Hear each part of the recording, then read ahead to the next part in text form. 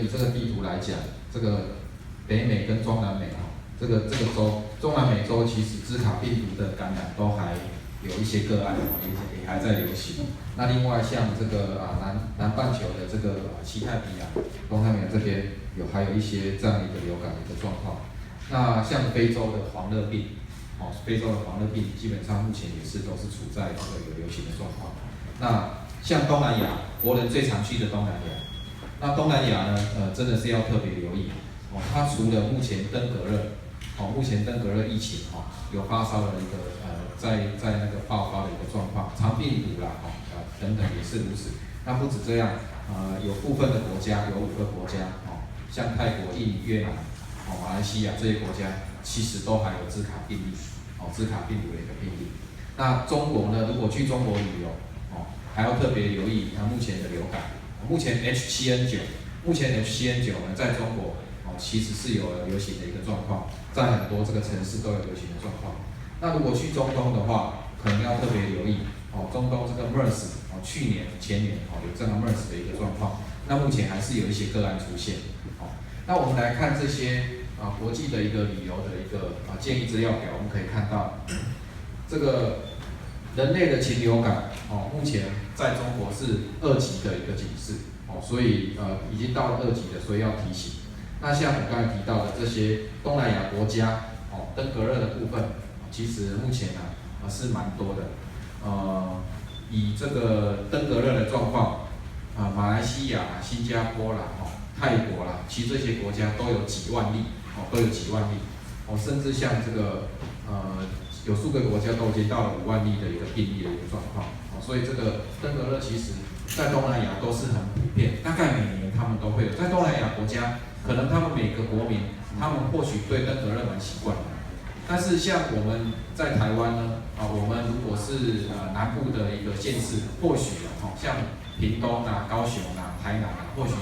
会有这样的一个经验。像是在这个嘉义以北的地区基本上在登革热，其实我们本土的个案基本上还是少数。但是如果你去东南亚国家，你会发现他们那个登革热非常流行。所以这部分要特别留意。那另外就是像如果去中国去大陆那边，目前都还有麻疹的状况在沿岸的部分还有麻疹的情形在那里。那像这个阿富汗这个巴基斯坦半岛、亚洲半岛那边还有小儿麻痹症的一个状况。那另外就是像兹卡病毒这里有一个2级警示的部分，中南美柬埔寨、马来西亚、辽国、加本、孟加拉，像这些国家其实都是2级的一个警讯的情形。那 MERS 在中东是这样一个状况，所以我们这边是建议民众如果到旅游去国外旅游，大概要注意几个点。第一个可能要先查一些资讯，就像我刚才提到的这些国际旅游的传染病或旅游的一些警示的一个讯息。那这些应该要特别留意，这第一个。那去查一些网站充分了解那个国家目前的一个流行疫情的一个状况。那第二个可能要如果你有需要比如说做一些防范，可能要打疫苗或是要做一些治疗服务啦等等。那绝对不要等到了这个旅游前几天才去处理这件事。基本上我们是建议至少4到8周以前可能就要去看。那我们临界监医师他今天他也到现场，他等一下会跟各位分享更多。那基本上旅游门诊呢，建议4到8周前可能就要去看。那让我们的专业医师跟你做建议，甚至要施打疫苗的时候，打完之后出去国家，大概至少1个月、2个月左右这个有免疫的这个抗体出来，对保护力可能会好一点。那第三个就是当你出去国外这些地方旅游的时候，其实尤其是像一些非洲啦、中东或是有一些东南亚落后地区的，或是他们的卫生条件比较不好的国家，可能要特别留意。像以我们监控整个台湾还有我们这个整个趋势来看，目前的疫病呢其实像这个我们刚才提到，像台湾我们现在流行的肠病毒、登革热，其实国外有。那不止这样，其实国人我们从这个疾病的一个状况来看，其实像这个阿米巴痢疾、杆菌性痢疾，其实这个在这个我们整个国家透过这个调查境外带回来这个疾病通报的个案，其实这2个也都在前3名。那像这2种都是什么？粪口传染。不洁的饮食、不洁的食物，其实会有这种粪口传染，大部分都是卫生条件不好的地方。所以我们在台湾常常提醒说，勤洗手嘛，戴口罩。在台湾或许我们这个方法自我防护还算蛮好的。但是你去那些卫生条件不好的国家，你勤洗手、戴口罩有时阵无啥好的。为什么？因为他们的工作人员、卫生从业人员或是餐厅的人，其实他本身卫生条件就不好你自己洗手，结果他食物是不洁的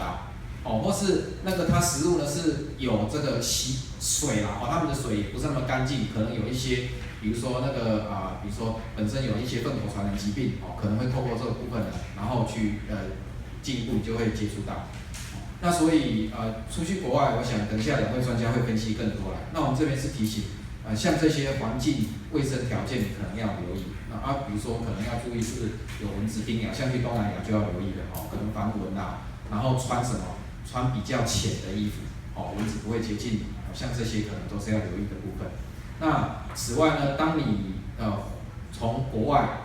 回来入境的时候，第4个部分要注意什么？自己如果有发烧、咳嗽、出疹、腹泻，像这些症状出现了，赶快跟机场还有港口不管是坐船、坐飞机，机场、港口的这个检疫柜台要赶快去跟他做登记报到。然后做一些这个防疫的一个，比如说入出境防疫这样的一个作为。那进一步看看这个防护的一个状况，或是这个整个专家的一个建议，可能要怎么样处理。那如果你是回到家之后，你觉得说有身体不适的情形可能要自我观察以外，最好赶快去就医。最好赶快去就医。那就医呢，去看看这个专业的医师是不是有相关的一个医疗的一个服务或治疗的状况，可能要留意，因为有些疾病其实它有潜伏期。那潜伏期有的呢，像我刚才提到阿米巴痢疾啦、杆菌性痢疾，像它的潜伏期甚至发病有时候可能会拖到半年、1个月都有可能。尤其是阿米巴痢疾其实这种疾病，其实它潜伏期有时候很长的。那像我刚才提到的，像杆菌性痢疾，其实在目前台湾出外的旅客回来台湾这边其实那个病例数蛮多的，病例数蛮多。那像杆菌性痢疾在我们的你们可以上CDC网站去看。